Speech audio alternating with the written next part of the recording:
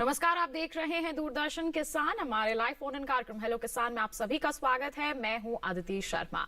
किसान भाइयों बहनों, हेलो किसान एक ऐसा कार्यक्रम है जिसमें हम आपको एक खुला मंच प्रदान करते हैं ताकि आपके पास कोई भी सवाल है खेती किसानी के क्षेत्र से जुड़े हुए, उनके समाधान हम आप तक पहुंचा सके। और आज के हमारे इस कार्यक्रम में किस विषय पर चर्चा होने वाली है, आइए सबसे पहले आपको जानकारी देते हैं। आज के हमारे इस कार्यक्रम में चर्चा होगी प्रधानमंत्री फसल बीमा योजना पर। हमारी सरकार की बहुत ही महत्वाकांक्षी योजना है। कई जो हमारे किसान हैं इससे जुड़े हुए हैं, लाभान्वित भी हो रहे हैं। अगर आप इससे अभी तक नहीं जुड़े हैं तो पूरी प्रक्रिया आज के हमारे इस कार्यक्रम के माध्यम से हम आपको बताने वाले हैं। कोई सवाल है आपके मन में, कोई जानकारी आप हासिल करना चाहते हैं तो क्या करना है, आपको हमारे टोल फ्री नंबर पर कॉल करना है। हमारी टोल फ्री नंबर है 1800-113060, 1800-113061। हमारे टोल फ्री यानी कि निःशुल्क नंबर है जिस पर आप अगले 1 घंटे के दौरान कॉल करके अपनी जो भी सवाल है प्रधानमंत्री फसल बीमा योजना के संदर्भ में वो हमसे पूछ सकते हैं। बता दें आपको कि आपके जो भी सवाल होंगे उनके जवाब आप तक पहुंचाने के लिए स्टूडियो में हमारे साथ हमारे विशेषज्ञ उपस्थित हैं। आइए परिचय करवा देते हैं। डॉक्टर सुनील कुमार इस वक्त हमारे साथ उपस्थित हैं। ये सहायक आयुक्त हैं फसल बीमा, कृषि एवं किसान कल्याण मंत्रालय, भारत सरकार में। डॉक्टर कुमार, आपका बहुत बहुत स्वागत है। तो बिल्कुल किसान भाइयों बहनों, प्रधानमंत्री फसल बीमा योजना बहुत ही अच्छी योजना है। काफी हमारे करोड़ों किसान इससे जुड़े हुए हैं, लाभ ले रहे हैं। कुछ समस्याएं हालांकि आ रही हैं जिनको दूर करने के लिए भी यहाँ पर कार्य किया जा रहा है। समय समय पर इसमें बदलाव भी किए जा रहे हैं। क्या बदलाव है उसके बारे में तो जानकारी हम आपको देंगे ही, लेकिन जिन किसानों को इसके बारे में जानकारी नहीं है, जो अभी तक जुड़े नहीं है इससे, उनके लिए हम सबसे पहले यही सवाल पूछ लेते हैं हमारे विशेषज्ञ से कि प्रधानमंत्री फसल बीमा योजना उद्देश्य क्या है, कब शुरू हुआ और इससे हमारे किसान कैसे मतलब किसानों को लाभ क्या मिलता है? देखिए, प्रधानमंत्री फसल बीमा योजना करीब 2016 से किसानों के लिए लागू की गई है। इसके पहले भी बीमा योजनाएं चल रही थी, लेकिन इसमें प्रधानमंत्री फसल बीमा योजना में किसानों की सभी जरूरत को ध्यान में रखते हुए इसको व्यापक रूप से सभी लोगों के साथ चर्चा किया गया और बनाया गया। इसमें जो है आप प्राकृतिक आपदा के कारण किसानों को बीमित फसल में जो भी क्षति होती है उसकी क्षतिपूर्ति का पूरा प्रावधान है।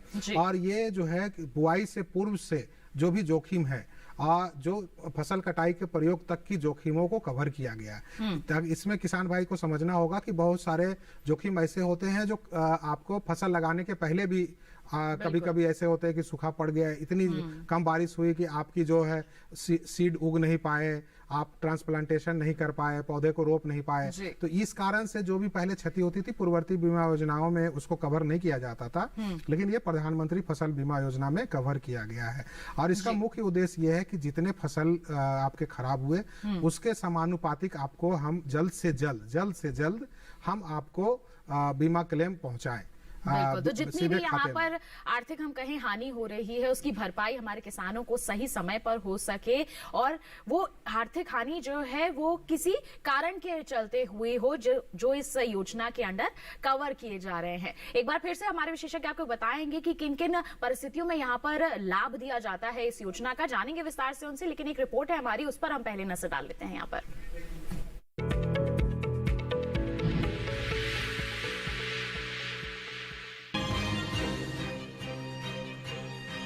गांव और किसानों का हित सरकार की प्राथमिकताओं में रहा है। इसके लिए सरकार कृषि और किसानों के लिए बहुत सी योजनाएं शुरू करती रहती है।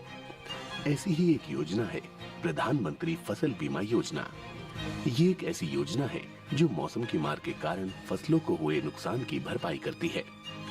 फसल बीमा योजना का मकसद प्राकृतिक आपदाओं, कीट और रोगों की वजह से सरकार द्वारा अधिसूचित फसल में से किसी नुकसान की स्थिति में किसानों को बीमा कवरेज और वित्तीय सहायता देना है।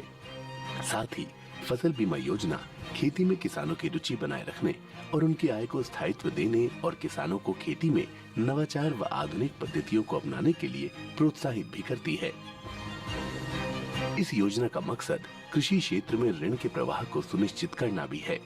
फसल बीमा योजना के तहत ओला, जल भराव और लैंडस्लाइड जैसी आपदाओं को स्थानीय आपदा माना जाता है। इस योजना के तहत पोस्ट हार्वेस्ट नुकसान भी शामिल है। इतना ही नहीं, फसल बीमा योजना में प्रीमियम दर काफी कम है। किसानों को खरीफ फसलों के लिए बीमा कंपनियों द्वारा निर्धारित प्रीमियम का सिर्फ 2% और रबी के लिए 1.5% प्रीमियम देना होता है, जबकि वार्षिक वाणिज्यिक और बागवानी फसलों के लिए भी प्रीमियम महज 5% है। प्रीमियम का बाकी सारा भार सरकार खुद उठाती है और वही बाकी रकम किसानों की ओर से बीमा कंपनियों को देती है, जिससे किसी भी तरह की प्राकृतिक आपदाओं में फसल हानि के लिए किसानों को पूर्ण बीमित राशि दी जाए। पहले प्रीमियम दर पर कैपिंग का प्रावधान था, जिससे किसानों को कम दावे का भुगतान होता था, लेकिन इसे हटा दिया गया है। किसानों को बिना किसी कटौती के पूरी बीमित राशि का दावा मिलता है। प्रधानमंत्री फसल बीमा योजना को भारतीय कृषि बीमा कंपनी द्वारा नियंत्रित किया जाता है। फसल बीमा योजना के लिए ऑफलाइन यानी बैंक जाकर और ऑनलाइन दोनों तरीके से फॉर्म लिए जा सकते हैं। फॉर्म ऑनलाइन भरने के लिए आपको pmfby.gov.in वेबसाइट पर जाना होगा। वहीं ऑफलाइन फॉर्म के लिए आप नजदीकी बैंक की शाखा में जाकर फसल बीमा योजना का फॉर्म भर सकते हैं।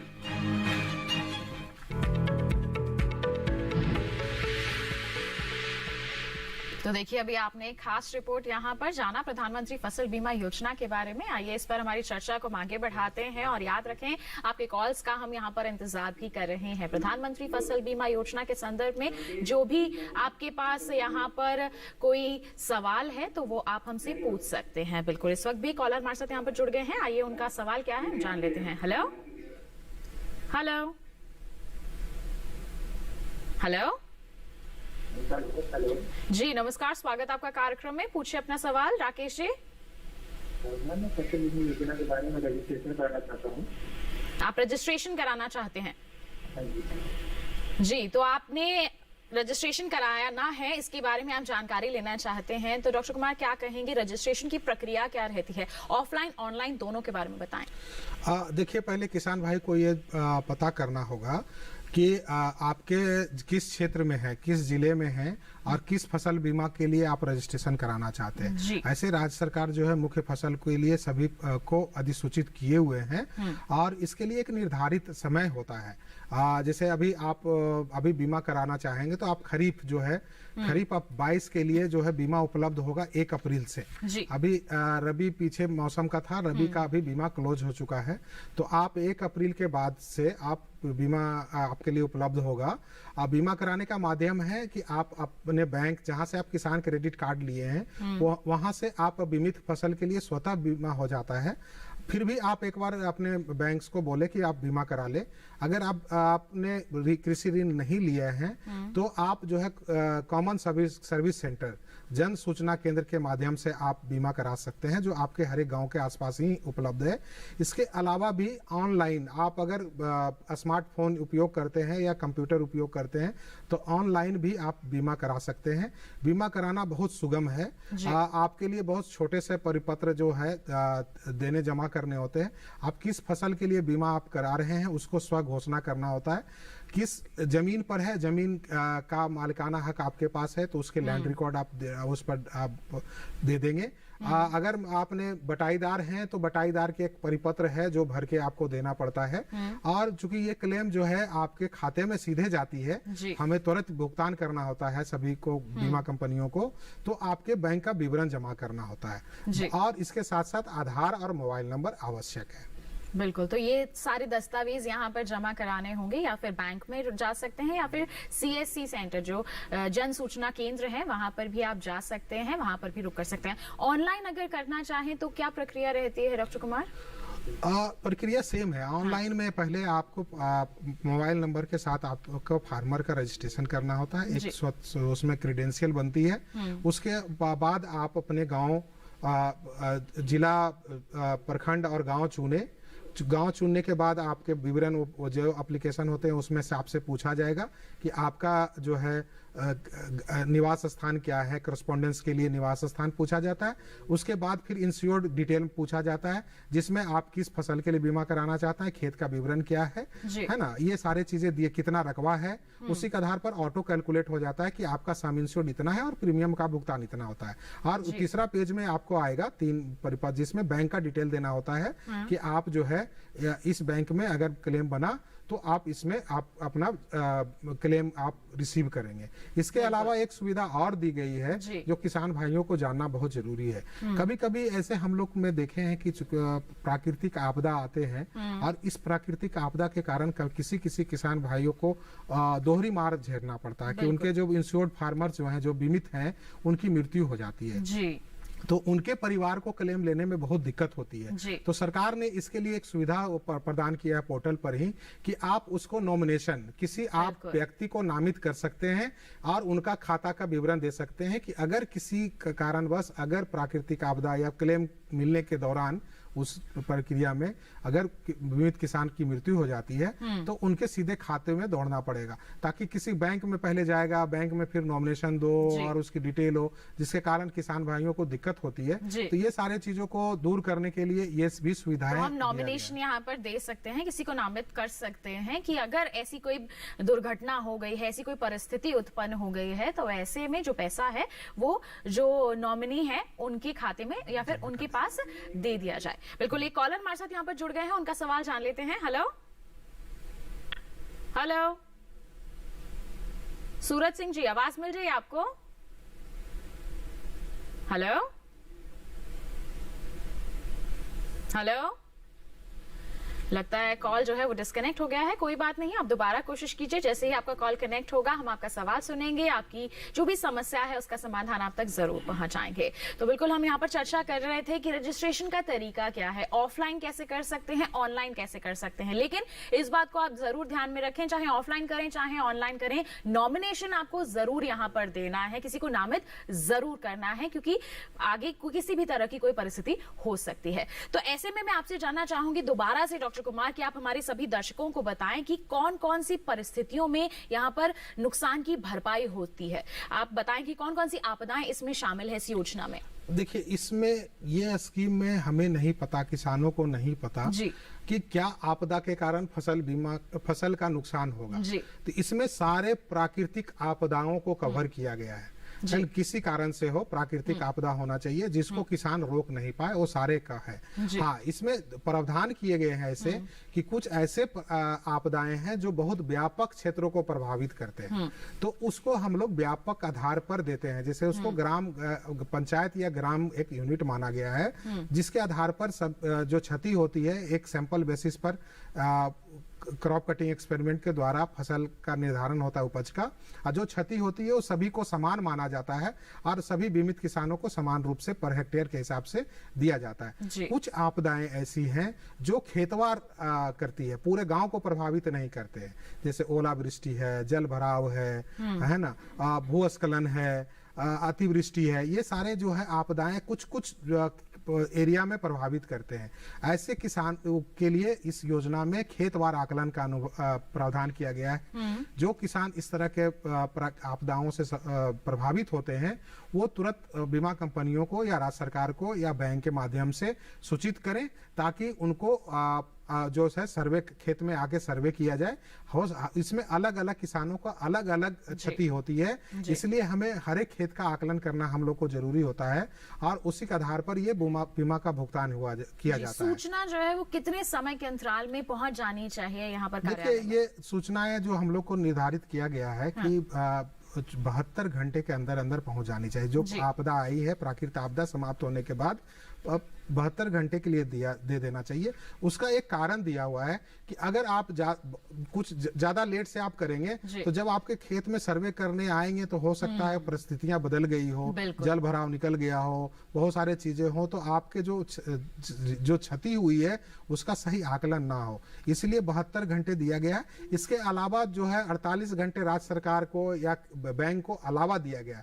मूलतः ये 5 दिन के अंदर अंदर आपको यहाँ पर सूचना देनी है कि ऐसी यहाँ पर परिस्थिति हो गई है, इस आपदा के चलते यहाँ पर नुकसान हो गया है, अब आप सर्वे के लिए आ जाइए। तो ये बात आपको जरूर ध्यान में रखनी है। फिलहाल बढ़ते हैं आगे, अपनी चर्चा को आगे जारी रखेंगे। एक कॉलर हमारे साथ यहाँ पर जुड़ गए हैं, उनका सवाल जान लेते हैं। मध्य प्रदेश से नवल जी हमारे साथ फोन लाइन पर हैं। हेलो हेलो जी, नमस्कार, स्वागत आपका कार्यक्रम में। पूछिए अपना सवाल। हमारा ये सवाल था कि हम एमपी से छिंदवाड़ा से बोल रहे थे जी। हमारे यह था कि हम जो 21-20 में बीमा करवाए थे हम, उसका पैसा हमको अभी तक कोई निश्चित जानकारी नहीं मिली है, नहीं खातों में आया है वो। जी, तो आपने जब नुकसान हुआ था तो कितने समय में आपने जानकारी दे दी थी, सूचना दी थी आपने? नहीं जी, वो हमारा जो बैंक से ही जो था, हमारा जो सहकारी बैंक है, सभी में जरूर जी, सहकारी बैंक से ही हम लोग अपने मीटर के हिसाब से पैसा पटा के आए थे। तो पैसा कटा, नुकसान हुआ था आपको? हाँ जी, मक्का पूरी लोड़ी थी ना, मक्का पूरी लोड़ गई थी जी। तो सूचना आपने समय पर दे दी थी? हाँ जी, बैंक को दिया था। बैंक वाले अभी बहुत से लोगों का नहीं मिला है, इसलिए हम जानकारी ले रहे थे कि मिल सकता है या नहीं। जी, क्या कहेंगे? देखिए, मैं किसान भाई बहुत जागरूक है। हाँ। मैं बता देना चाहता हूं कि किसानों को हर एक परिस्थिति में सूचना देने की जरूरत नहीं होती है। जब खेतवार किसी आपको 1 या 2 खेत या पूरे कुछ क्षेत्रों में क्षति है तब देना होता है, नहीं तो स्वतः जो है राज्य सरकार संज्ञान लेके वो सर्वे करवा लेती है। तो ये थोड़ा सा है किसानों को। अभी मैं आपको सूचित करना चाहता हूं कि जो मध्य प्रदेश सरकार में को पूरे किसानों को वहां 7,800 करोड़ रुपए का भुगतान बीमा कंपनी को किया गया है 2021 के दावों के लिए जी। और जिसमें अभी एक कार्यक्रम भी हुआ था। मुख्यमंत्री जी ने कार्यक्रम किए थे, उसके बाद कृषि मंत्रालय की तरफ से भी एक कार्यक्रम इंदौर में किया गया था।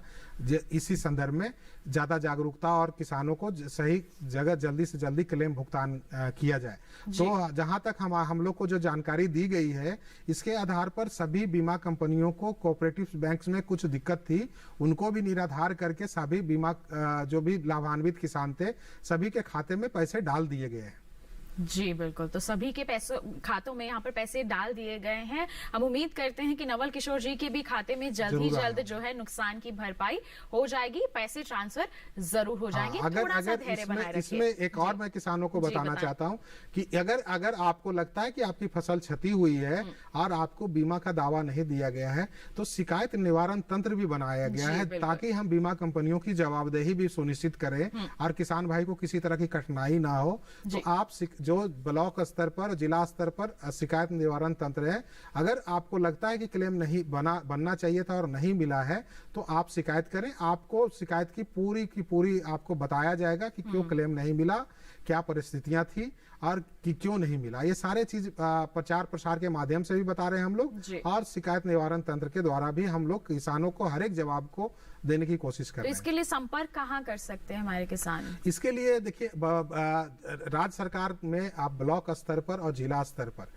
बना हुआ है। आप जाएंगे जो कृषि कार्यालय है उसमें शिकायत निवारण तंत्र के लिए एक रूम बना हुआ है, उनके लिए परिपत्र बना हुआ है। वहां आप पावती जरूर ले, आप शिकायत करें उसकी पावती पत्र जरूर ले कि आपके पास रिकॉर्ड रहेगा। इसके अलावा जो है आप किसान जो है आप हर एक ब्लॉक पंचायत ब्लॉक स्तर पर बीमा कंपनियों का कार्यालय है, जिला स्तर पर कार्यालय है, वहां आप अपनी सूचना प्राप्त कर सकते हैं। इसके अलावा पोर्टल के माध्यम से भी आप सूचना प्राप्त कर सकते हैं कि आपका क्लेम का स्टेटस क्या है, वो भी हम लोग देते हैं।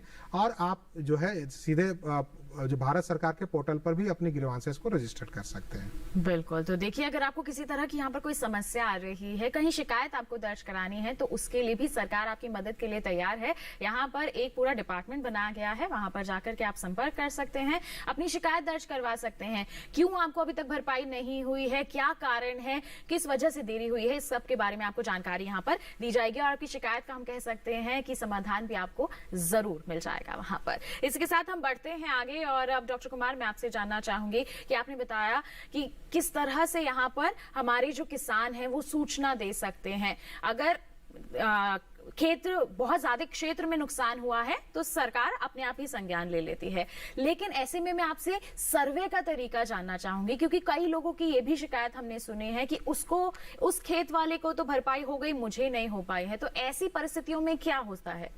देखिए, ये एक ऐसी फसल बीमा योजना है, बीमा योजनाओं बहुत तरह की चल रही है।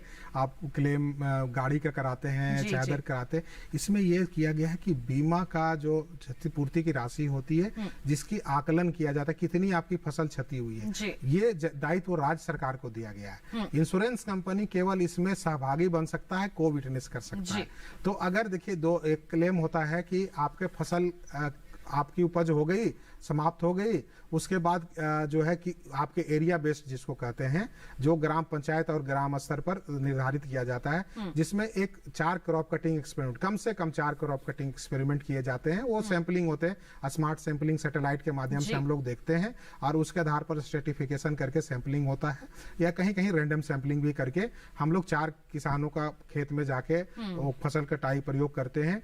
जब फसल कटाई प्रयोग का निष्पादन होता है, उस टाइम किसान भाई भी होते हैं, राज्य सरकार द्वारा निष्पादित की जाती है, बीमा कंपनी के प्रतिनिधि भी होते हैं और पूरी पारदर्शी माध्यम से उसकी सारे रिकॉर्ड किया जाता है और उसकी सूचनाएं तुरंत जो है मोबाइल फोन के स्मार्टफोन के माध्यम से कृषि सीसी एग्री ऐप के माध्यम से सीधे पोर्टल पर दिया जाता है, ताकि जो मानवीय त्रुटि उसको भेजने में किसी तरह का ना हो, सीधे सीधे जो रिकॉर्ड हुआ वो सीधे सीधे चला जाए, किसी तरह का हेराफेरी ना हो। ये पूरी ट्रांसपेरेंसी है। ये जब होता है, अगर आपका खेतवार आकलन करना हो, कि मान लिया जाए कि आपका किसान को, कुछ किसानों का क्षति हुआ ओलावृष्टि के कारण से, पूरे गांव प्रभावित नहीं हुए, कुछ गांव प्रभावित हुए, अगर हम खेतवार आकलन पूरे गांव का करते तो वो किसान वंचित रह जाते, है ना। तो उस चीजों को प्रावधान किया गया कि नहीं, जो किसान, उस किसान को, जो कुछ किसान प्रभावित हुए हैं उसको बीमा का लाभ हो, इसलिए व्यक्तिगत खेतवार आकलन का इसमें प्रावधान किया गया है। वो भी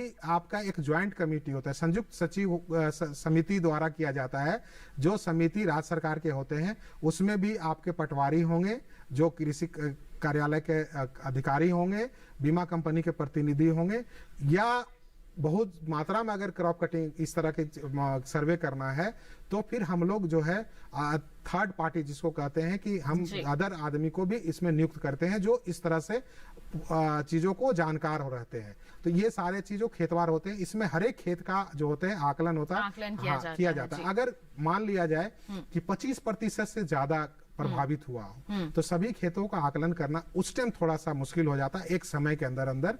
तो उस टाइम योजना में प्रावधान किया गया है कि फिर हम 25% कम से कम हम सर्वे करेंगे, इसके आधार पर हम सैंपलिंग और बढ़ा के सभी किसानों को दिया जाता है कि हाँ आपका खेत का किस तरह का क्षति हुआ है, उसी तरह से आपको भुगतान किया जाता है। तो यहाँ पर आकलन भी हम कह सकते हैं कि पूरा पारदर्शिता के साथ होता है, किसी को ये संदेह ना रहे कि कुछ मेरे खेत में ढंग से नहीं हुआ, उस दूसरे के खेत में ठीक से हुआ है, ऐसा कुछ नहीं है। पारदर्शिता के साथ यहाँ पर किसान हमेशा सहभागी हो सकते हैं। जी, हमेशा ही फायदा ही मिले हमारे किसानों को, यही हमारी सरकार का प्रयास रहता है। बढ़ते हैं आगे, छत्तीसगढ़ से कॉलर हमारे साथ यहाँ पर जुड़ गए हैं, उनका सवाल हम शामिल कर लेते हैं। हेलो हेलो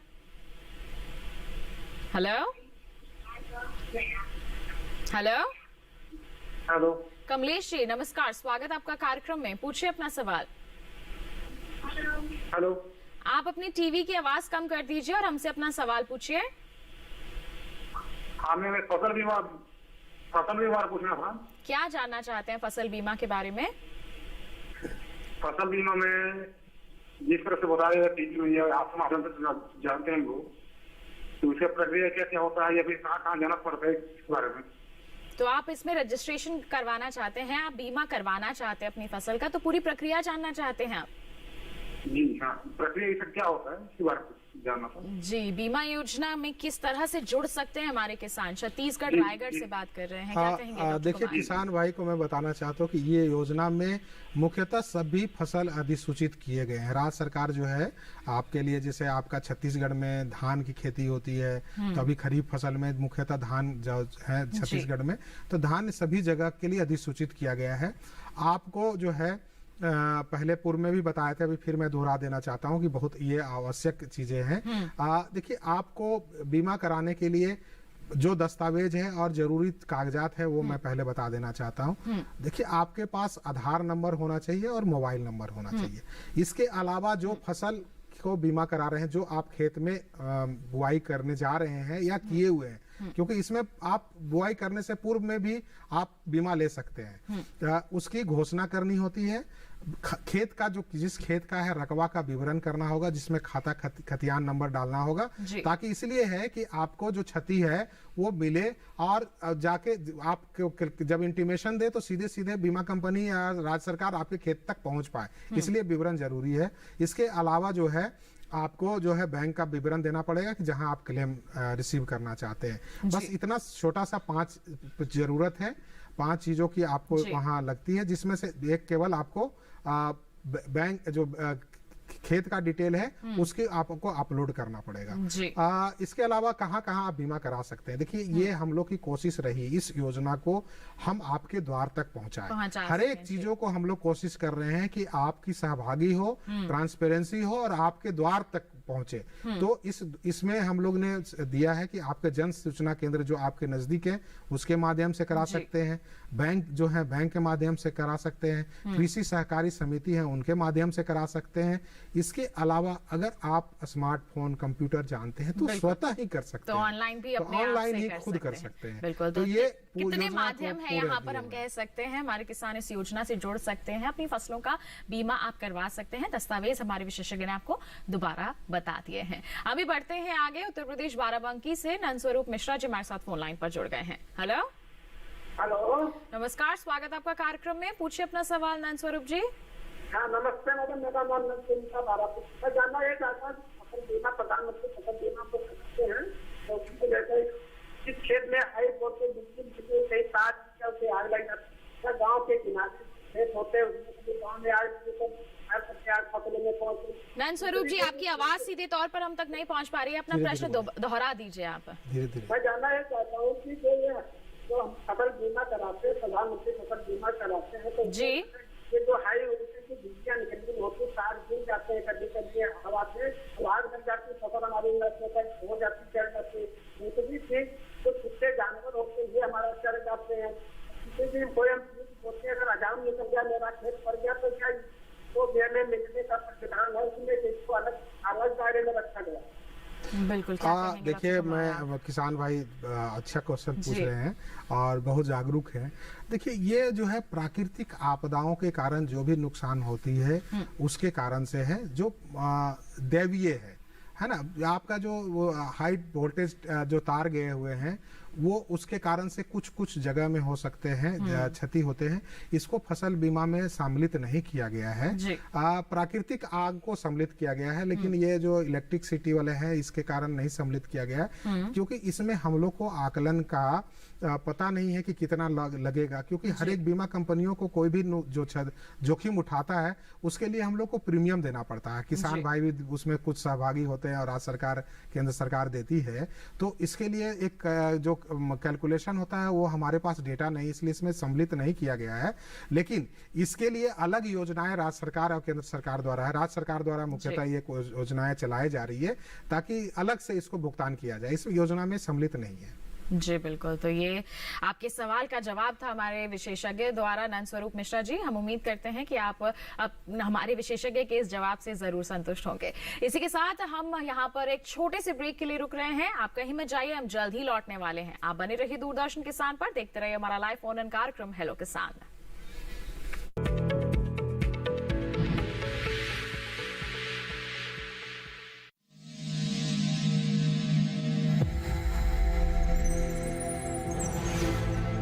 आत्मनिर्भर किसान भारत की शान। उत्पादन में आत्मनिर्भर होने के साथ साथ फसल की कटाई के उपरांत उपज की हानि को रोकने, ग्रामीण क्षेत्रों में रोजगार सृजन करने और बीज से बाजार तक के विजन को मजबूती देने के उद्देश्य से 1 वर्ष पूर्व माननीय प्रधानमंत्री श्री नरेंद्र मोदी जी ने एक महत्वाकांक्षी केंद्रीय योजना एग्रीकल्चर इंफ्रास्ट्रक्चर फंड की शुरुआत की।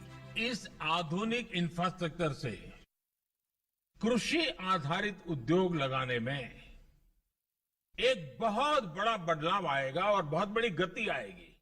साथियों, अब हम उस स्थिति की तरफ बढ़ रहे हैं जहां गांव के कृषि उद्योगों से फूड आधारित उत्पाद शहर जाएंगे और यही तो आत्मनिर्भर भारत अभियान का संकल्प है। एग्रीकल्चर इंफ्रास्ट्रक्चर फंड से पात्र लाभार्थी गोदामों का निर्माण कर सकते हैं, छटाई या ग्रेडिंग इकाई, पैकिंग हाउस, सप्लाई चेन और कोल्ड चेन जैसी सुविधाएं या फिर प्राथमिक कृषि प्रसंस्करण केंद्र की स्थापना कर सकते हैं। इस योजना के तहत पात्र लाभार्थियों को 2 करोड़ रुपए तक के ऋण पर अधिकतम 7 वर्ष के लिए ब्याज में 3% तक की छूट दी जा रही है। ऋण पुनर्भुगतान के लिए 6 महीने से 2 वर्ष तक मोरेटोरियम की सुविधा भी उपलब्ध है। इस योजना ने अब तक सफलता की कई मिसालें कायम की हैं, जैसे कि मध्य प्रदेश के लाभार्थी श्री विपिन त्रिपाठी ने एग्रीकल्चर वेस्ट से बायोफ्यूल बनाने का इनोवेटिव प्राइमरी प्रोसेसिंग सेंटर लगाया है। लोन मिलने की वजह से हम समय पर सारी मशीनों का प्रोक्योरमेंट और सारा सिविल वर्क टाइम पे करवा पाए, जिससे ये प्रोजेक्ट को लगाना संभव हो पाया। राजस्थान के लाभार्थी श्री यशवर्धन मुंद्रा ने सॉर्टिंग एंड ग्रेडिंग यूनिट लगाकर रोजगार के अवसर पैदा किए हैं। कर्नाटक की महिला उद्यमी श्रीमती ममता वी ने प्राइमरी प्रोसेसिंग सेंटर लगाकर प्रगति की नई राह चुनी है। ಸಣ್ಣ ಪುಟ್ಟ ಉದ್ಯಮಿಗಳನ್ನ ಮತ್ತಷ್ಟು ಅಗ್ರಿಕಲ್ಚರಲ್ಲಿ ಹೆಚ್ಚು ನಾವು ಇನ್ನಷ್ಟು ಸಾಧನೆ ಮಾಡಲಿಕ್ಕೆ ಕಾರಣಕಾರಕವಾದಂತ ಈ ಅಗ್ರಿಕಲ್ಚರಲ್ ಇನ್ಫ್ರಾಸ್ಟ್ರಕ್ಚರ್ ಫಂಡ್ ಇಂದ ನಮ್ಮ ಇನ್ನಷ್ಟು ಯೋಜನೆಗಳು ಆಯೋಜನೆಗಳು ಉತ್ತಮಗೊಂಡಿದೆ। राजस्थान के लाभार्थी श्री दिनेश भट्टर ने जीरे की प्रोसेसिंग यूनिट लगाकर आसपास के ग्रामीणों को आत्मनिर्भरता प्रदान की है। महाराष्ट्र के लाभार्थी श्री अनूप कुमार मोहता ने वेयर हाउस बनाकर अन्न भंडारण को सुनिश्चित किया है। आज देश के कोने कोने से किसान, कृषि उद्यमी, किसान उत्पादक संघ, प्राथमिक कृषि सहकारी समितियां, स्वयं सहायता समूह और कृषि उपज मंडियां इस योजना का लाभ उठा रहे हैं।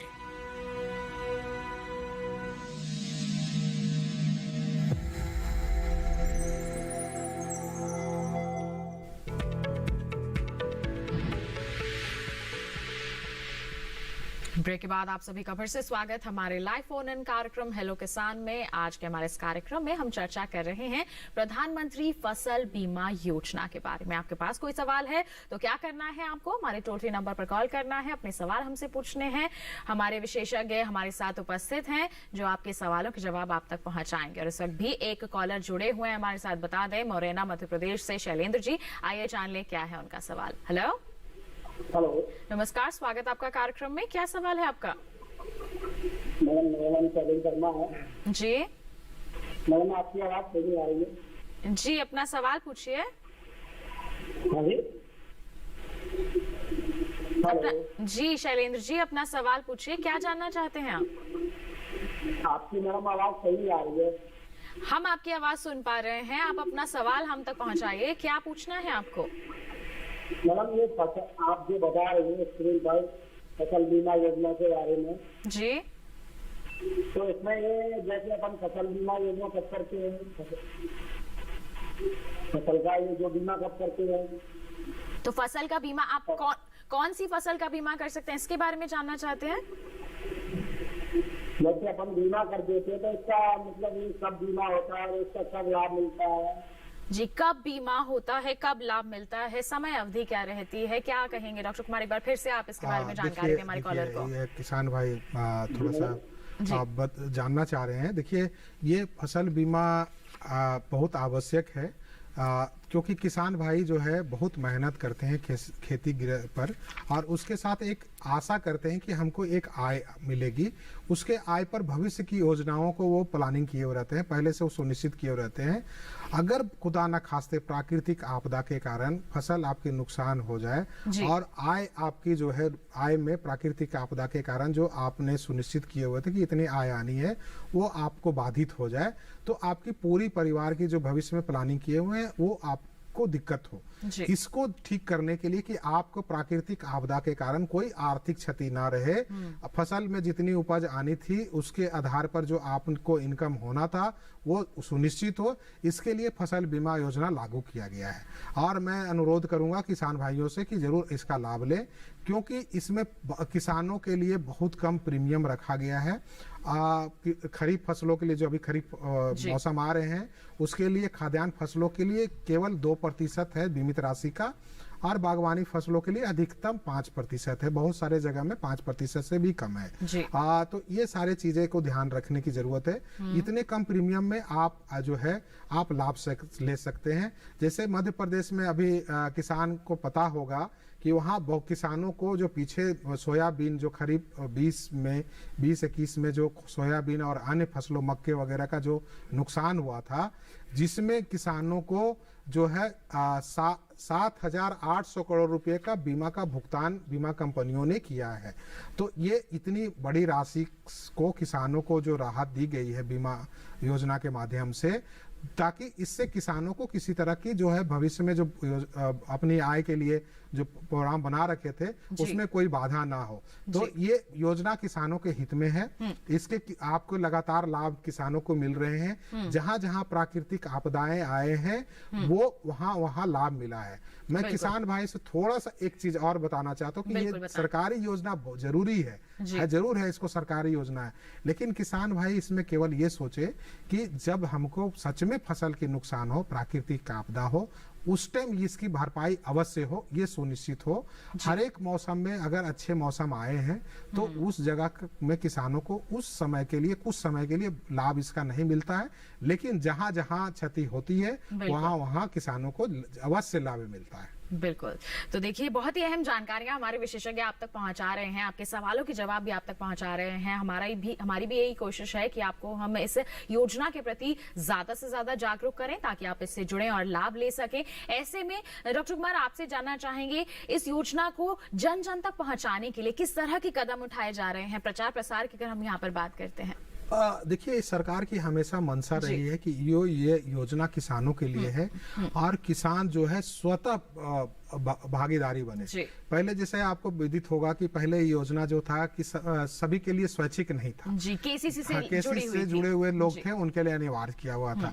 लेकिन जब सरकार को लगा कि नहीं, किसान अब जो है स्वतः डिसीजन ले सकते हैं, वो स्वतः निर्णय ले सकते हैं, तो सभी को स्वैच्छिक कर दिया गया है और इसके लिए प्रचार प्रसार के लिए व्यापक प्रबंध किए गए हैं। पहले तो हम डिलीवरी के लिए किए थे कि आपको जो है आपके द्वार पर इसकी बीमा हो जाए, फिर आपको खाते में पैसे मिल जाए। अब पूरी समुचित इसका प्रचार प्रसार और योजना के बारे में हर एक पहलू के बारे में आप जाने, इसके लिए सरकार ने विशेष प्रोग्राम बनाया है। जैसे आप देखेंगे कि हम लोग जो है स्वतंत्रता के 75वां वर्षगांठ हम लोग मना रहे हैं। ये अमृत महोत्सव में हम लोग ने बहुत व्यापक रूप से फसल बीमा योजना के बारे में गांव-गांव जन-जन तक पहुंचाने के लिए किया है। इसके लिए पहले हम लोग ने फसल बीमा सप्ताह मनाए थे। इसका उद्देश्य ये था कि हम सभी स्टेक होल्डर्स मतलब जो बीमा कंपनी है, बैंक है, कृषि अधिकारी हैं, पंचायती राज इंस्टीट्यूशन के जितने लोग हैं और किसान हैं, सभी एक जगह बैठे पर चर्चा करें और चर्चा में क्या लाभ है, क्यों लाभ नहीं मिला, क्यों लाभ मिलना चाहिए, कैसी होनी चाहिए, सारी चीजों को हम लोग ने उसी जगह समाधान किए और पूरे व्यापक गांव-गांव में जाके प्रचार प्रसार किया गया कि ताकि किसान भाई को जो भी इसमें शिकायत है वो भी हम निवारण करें उसी टाइम और चर्चा करें। इसके साथ साथ जो है हम लोग फसल बीमा पाठशाला हर एक गांव में हम लोग जब आपके कृषि कार्य मौसमी कार्यक्रम नहीं हो रहा हो उस टाइम हम लोग चुने हैं ताकि किसान भाई को ये नहीं कि खेत में काम करें या हम फसल बीमा की जानकारी लें। तो उस टाइम हम लोग जो किसान खाली बैठे होते हैं तो हर एक गांव में हम लोग जाके फसल बीमा पाठशाला आयोजित कर रहे हैं। तो इस पाठशाला के बारे में आपसे जानकारी लेंगे क्योंकि हमारे किसानों के लिए काफी फायदेमंद है। लेकिन एक कॉलर यहाँ पर जुड़ गए हैं, उनका सवाल हम शामिल कर लेते हैं, फिर आपका रुख करते हैं। डॉक्टर कुमार, महाराष्ट्र से रामचंद्र जी हमारे साथ फोन लाइन पर है। हेलो हेलो, नमस्कार, स्वागत आपका कार्यक्रम में, पूछिए अपना सवाल। नमस्ते मैडम जी नमस्कार, क्या सवाल है आपका? सर, हम हमारे फसल का बीमा कर चुके थे जी। हेलो, फसल का बीमा आपका प्रीमियम कट चुका है, इसके बाद आप क्या जानना चाहते हैं? उसके बाद जो हमारी फसल खराब हो गई तो उसके बारे में हम टाइम में कंप्लेंट नहीं कर पाए। कंप्लेंट नहीं कर पाए थे? हाँ जी। तो ऐसी परिस्थिति में डॉक्टर कुमार क्या कर सकते हैं? कंप्लेंट नहीं कर पाने की वजह से वो फसल का बीमा नहीं मिल सका जी। हाँ जी, डॉक्टर कुमार क्या कहना चाहेंगे? देखिए इसमें मैं पहले बता रहा था और मैं बार बार किसान भाइयों को अनुरोध करता हूँ कि देखिए अगर व्यापक क्षेत्र में, अगर केवल आपका ही नहीं पूरे गांव का अगर फसल का क्षति हुआ है तो अगर आप नहीं भी कंप्लेन किए तो कोई बात नहीं, वहाँ वो जो है फसल कटाई प्रयोग जब होती है मौसम के अंत में तो उसमें वो उपज जो कमी होती है वो ऑलरेडी आ जाता है, उसमें परिलक्षित हो जाते हैं, तो सभी किसानों को लाभ मिल जाता है। लेकिन ये सावधान होने की जरूरत है कि चूंकि अगर हम एरिया बेस्ड तो करते हैं, सारे किसानों को लाभ देने की कोशिश करते हैं।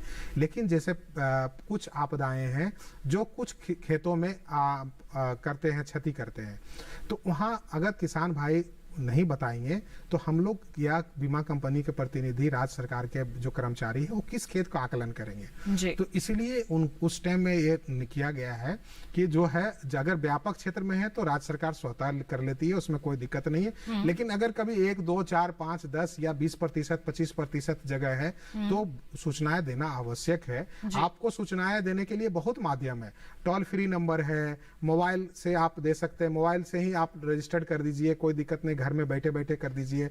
आप बैंक में चले जाइए या फिर राज्य सरकार के पर कर दीजिए। हम लोग जब कहीं कहीं भी प्राकृतिक आपदाएं इस तरह की होती है, लोकलाइज कैलेमिटी जब आता है, तो हम लोग वहां विशेष प्रचार प्रसार करते हैं और सभी इंश्योरेंस कंपनी के कार्यालय खुला हो, टोल फ्री नंबर चल रहा हो, पूरे राज्य सरकार का कार्यालय पूरे एक्टिव हो, ये भी हम लोग सुनिश्चित कराते हैं ताकि अवेयरनेस भी क्रिएट करते हैं कि भाई किसान भाई किसी तरह से वंचित ना रह जाए।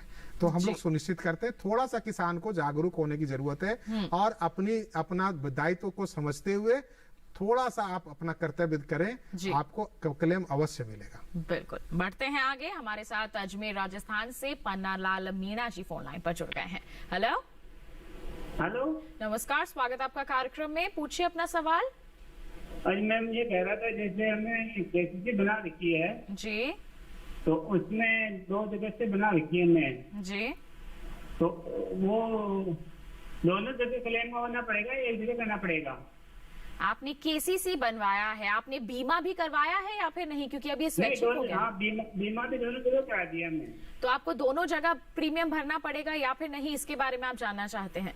हाँ, दोनों जगह प्रीमियम तो भर दिया है जी। देखिए, ये योजना में पारदर्शिता लाने के लिए ये सुनिश्चित किया गया है कि किसानों को एक खेत पर एक ही बार बीमा किया जाए। बिल्कुल। क्योंकि इसमें बहुत सारे ऐसे चीज थे जो किसान अवेयर नहीं होते थे, उनके बदले कोई और दूसरा बीमा करा लेते थे। किस तरह की चीजें कुछ हम लोग के सरकार के में आए हैं संज्ञान में, तो इस चीजों के लिए सुनिश्चित किया गया है कि किसान का प्रीमियम जो है एक ही बार एक खेत के लिए और एक फसल के लिए जमा होगा। अगर दोबारा किए गए तो फिर वो लौटा दिए जाएंगे या जो है क्लेम उनको रोक दिया जाएगा। तो ये थोड़ा सा किया गया है। तो किसान भाई इसमें अगर कभी कभी क्या होता है कि एक जगह केसीसी भी लिए हुए हैं, दूसरे जगह लिए हुए हैं, तो किसानों को पूरी जानकारी नहीं होने के कारण कभी कभी प्रीमियम दोनों बैंक काट लेता है या जमा कर दिए। तो थोड़ा सा आप जो है इस चीज को सुनिश्चित कर ले। अगर कट गया है तो कोई बात नहीं, आप जो है बैंक के माध्यम से तुम्हें तुरंत सूचनाएं दे दे, आपको वापस कर दिए जाएंगे और एक ही जगह से आप बीमा कराएं, बीमा का लाभ अवश्य आपको मिलेगा।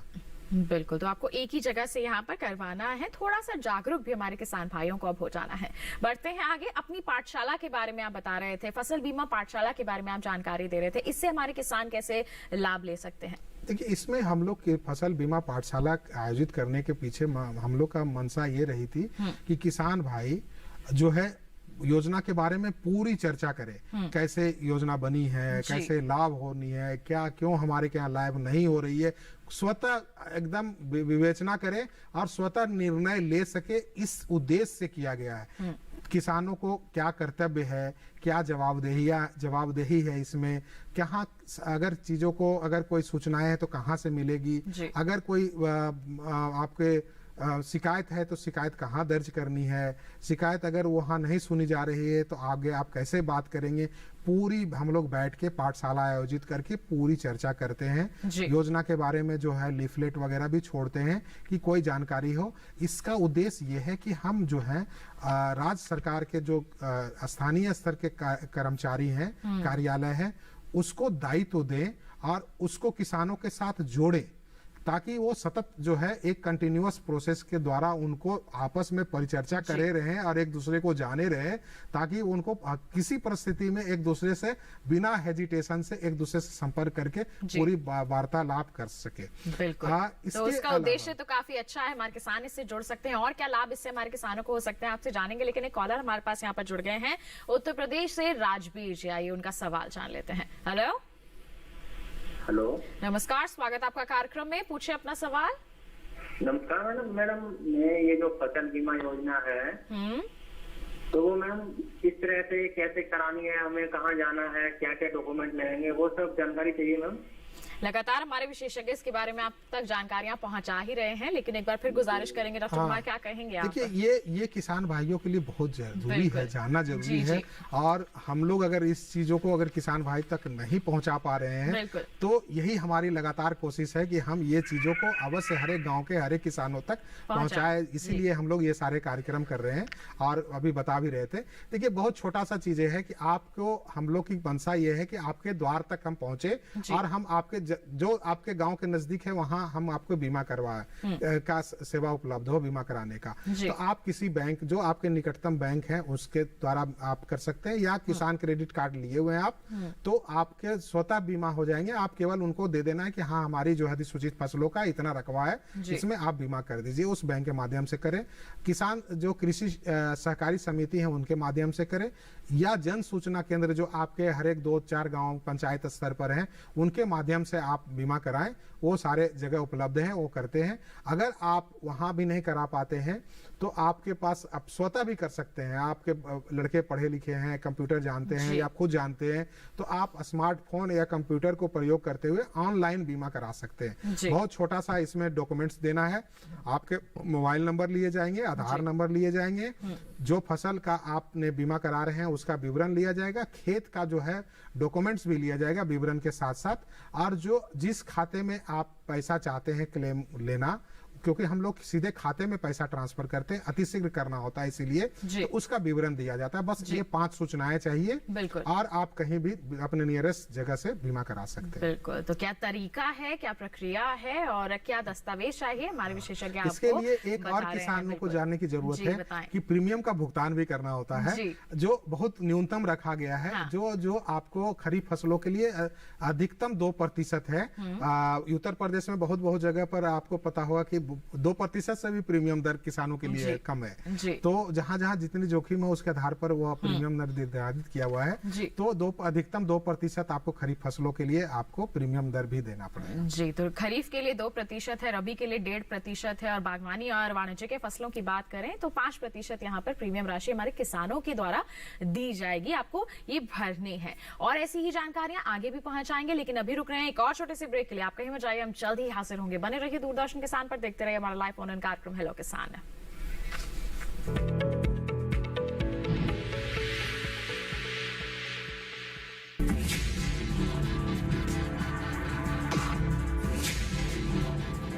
भोजन, जल और शुद्ध वातावरण हमारे जीवन का मुख्य आधार है और कृषि इसका मूल स्तंभ। पिछले 60 वर्षों में विज्ञान आधारित कृषि का व्यापक प्रसार हुआ है। साथ ही कृत्रिम संसाधनों के बढ़ते प्रयोग से कृषि की सतत क्षमता पर चिंताएं बढ़ी हैं। प्रधानमंत्री श्री नरेंद्र मोदी जी के दूरदर्शी नेतृत्व के अंतर्गत रसायन मुक्त जैविक खेती एक महत्वपूर्ण प्रयास है। रसायन मुक्त जैविक खेती को बढ़ावा देने के लिए 5 वर्ष पूर्व सरकार ने परंपरागत कृषि विकास योजना तथा उत्तर पूर्व भारत में जैविक मूल्य श्रृंखला योजनाएं आरंभ की। ऑर्गेनिक फार्मिंग को देश भर में बढ़ावा देने के लिए सरकार अनेक प्रयास कर रही है। इसके लिए परंपरागत कृषि विकास योजना के तहत काम किया जा रहा है। न सिर्फ ऑर्गेनिक फार्मिंग को बल दिया जा रहा है, बल्कि उसके लिए वैल्यू एडिशन और मार्केट की व्यवस्था भी की जा रही है। भारत सरकार एवं किसानों के सम्मिलित प्रयासों से आज देश के लगभग 36 लाख किसान 38 लाख हेक्टेयर क्षेत्र में जैविक खेती कर रहे हैं। इसके अतिरिक्त हमारे देश के अनेक ऐसे क्षेत्र हैं जहां आज भी पारंपरिक जैविक खेती हो रही है।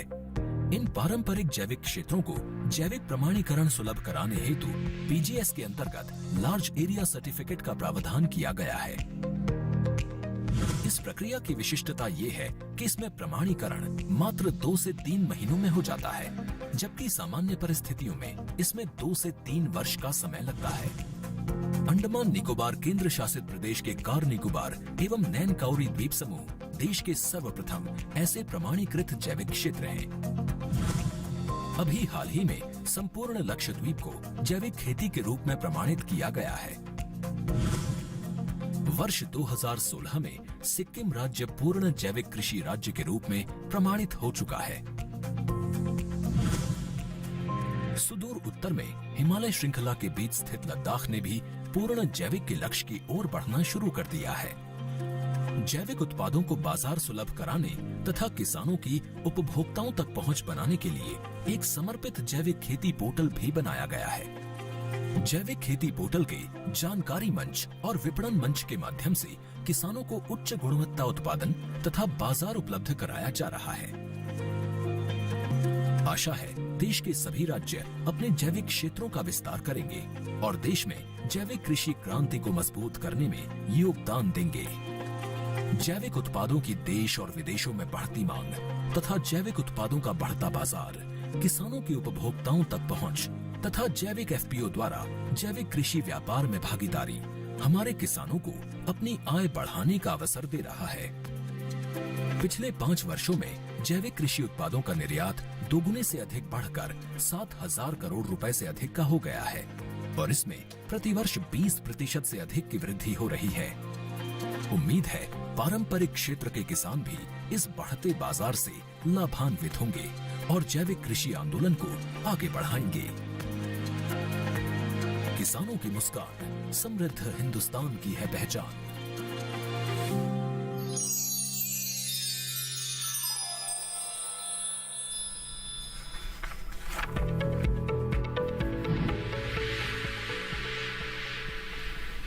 ब्रेक के बाद दूरदर्शन किसान के लाइव फोन इन कार्यक्रम हेलो किसान में आप सभी का फिर से स्वागत। प्रधानमंत्री फसल बीमा योजना के संदर्भ में कॉल हमारे पास आया हुआ है, आइए शामिल कर लेते हैं हमारे कॉलर को। राजस्थान से प्रहलाद जी हमारे साथ फोन लाइन पर हैं। हेलो हेलो हेलो, नमस्कार, स्वागत है आपका कार्यक्रम में। पूछिए अपना सवाल। जी नमस्कार, मेरा सवाल ये है जो कृषि बीमा के विषय में बता रहे हो ना आप जी, तो मैं पीछे कपास बो रखी थी, उसके बाद 50-55% नुकसान हो गया। मैंने बैंक वालों को बोला तो उन्होंने कोई समाधान नहीं किया उनको उसका। जी, उस पर कोई भी एक्शन यहाँ पर नहीं लिया गया है। यहाँ पर जानकारी दी गई लेकिन एक्शन नहीं हुआ। डॉक्टर कुमार, ऐसे में क्या कर सकते हैं हमारे किसान भाई? देखिए, मैं ये किसान भाई से बार बार अनुरोध करता हूँ कि जब आप कोई फसल क्षति की सूचना दें तो आप लिखित में थोड़ा सा दें तो आपको उसकी पावती जरूर रखें। इससे जवाबदेही उस पर सुनिश्चित हो जाती है। उन्होंने कहा कि साहब पटवारी के पास जाओ और उससे गिरदावरी बनवा के लाओ, कितना आपके आसपास में कितना हुआ। गिरदवारी, देखिए गिरदवारी जो होता है वो पूरे गांव में अगर क्षति होती है तो उसके आधार पर जो क्रॉप कटिंग एक्सपेरिमेंट जो होता है ना, फसल कटाई प्रयोग, वो पूरे गांव को उस आधार पर जो पटवारी होते हैं वो करके देते हैं। लेकिन ठीक है, आपको अगर बैंक नहीं सुने हैं तो हम लोग इस पर संज्ञान लेंगे और किस तरह के शिकायत आती है तो हम लोग बैंक पर भी हम लोग उचित कार्रवाई करने की कोशिश करेंगे। लेकिन मैं किसान भाइयों से अनुरोध करता हूं कि इसके लिए हम लोग ने टोल फ्री नंबर भी डाला है।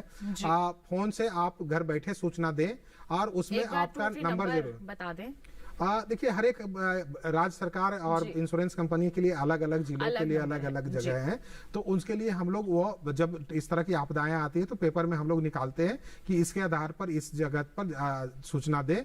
वो सूचना आप दे, पोर्टल पर आप जाके पोर्टल पर क्रॉप इंटीमेशन का है, लॉस इंटीमेशन का, वहां भी आप दे सकते हैं, पटवारी को दे सकते हैं। तो मैं थोड़ा सा, अगर जागरूक किसान है तो मैं अनुरोध करूंगा कि थोड़ा सा जो है इसमें आप जो है लिखित रूप से दे।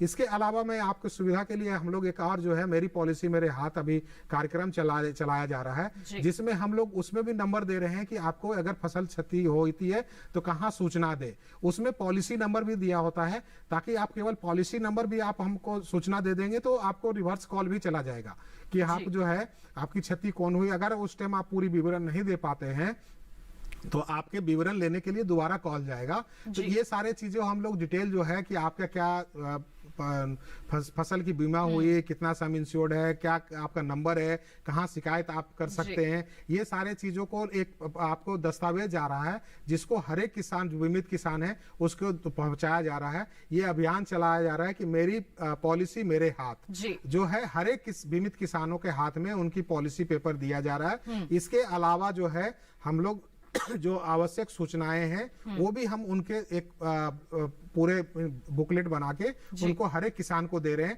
ताकि किसान जो है हमेशा इसको रखे और जब भी जरूरत हो तो उसके नंबर निकाल करके सूचना सही समय पर सही जगह पर जरूर पहुंचा दे। बिल्कुल। तो प्रधानमंत्री फसल बीमा योजना, जैसे कि मैंने शुरुआत में भी कहा था, बहुत ही अच्छी योजना है, महत्वाकांक्षी योजना है। कई किसान इससे जुड़े हुए हैं और कई अभी भी इससे वंचित हैं। उम्मीद करते हैं आज के कार्यक्रम के माध्यम से दी गई जानकारियों से आप जरूर जागरूक होंगे और इस योजना से जुड़कर इसका लाभ जरूर लेंगे। साथ ही डॉक्टर कुमार का धन्यवाद देना चाहेंगे, आपने इतनी अहम जानकारियां दर्शकों के साथ साझा की। बहुत बहुत धन्यवाद। धन्यवाद। तो किसान भाइयों बहनों, आज तो हमने बात कर ली प्रधानमंत्री फसल बीमा योजना के बारे में। अब अगले कार्यक्रम में क्या विषय हम लेकर आने वाले हैं, आइए बताते हैं आपको। अगले कार्यक्रम का जो विषय है वो रहने वाला है, यहाँ पर बता दें हम आपको, बेल वाली सब्जियों की खेती के बारे में। जी हाँ, गर्मियों में बेलदार सब्जियों की बुआई एवं देखभाल, इस पर हम चर्चा करने वाले हैं। जी हाँ, अहम विषय है ये, और साथ ही आपको हम समन्वित खेती के बारे में भी यहाँ पर बताएंगे। तो इन दोनों ही विषयों के बारे में कोई सवाल है आपके मन में, पहले ही हम तक पहुंचाइए। ईमेल कीजिए हमें, ईमेल आईडी है hellokisan2015@gmail.com। फेसबुक के जरिए भी जुड़ सकते हैं। फेसबुक पर जाइए, हिंदी में टाइप कीजिए आप हेलो किसान, वहां हमारा पेज खुलेगा, उस पर आप अपने जो सवाल है वो पोस्ट कर सकते हैं। साथ ही डीडी किसान कॉल सेंटर नंबर है 1800-113-060, जिस पर सोमवार से शनिवार सुबह 6 बजे से रात के 10 बजे तक आप कॉल करके अपने सवाल पहले ही रिकॉर्ड करवा सकते हैं, जिन्हें हम कार्यक्रम में जरूर शामिल करेंगे। और हमारे टोल फ्री नंबर तो रहेंगे ही, जिससे आप लाइव अपने सवाल पूछ सकते हैं। तो बस ये बात हो गई हेलो किसान कार्यक्रम में अपने सवाल हम तक पहुंचाने की। लेकिन एक विशेष जानकारी आपको और दे दें कि दोबारा आपको हमारा ये कार्यक्रम देखना है तो आपको क्या करना है, QR कोड आपको दिखाया जाएगा यहाँ पर टीवी स्क्रीन पर, उसे स्कैन कीजिए और सीधा पहुंच जाएंगे हमारे यूट्यूब चैनल पर। आप दोबारा ये कार्यक्रम देख सकते हैं, अहम जानकारियां पुनः हासिल कर सकते हैं। तो बस आज के लिए इतना ही, अगले अंक में होगी मुलाकात, तब तक के लिए दीजिए इजाजत। आप बने रहिए दूरदर्शन किसान पर। नमस्कार।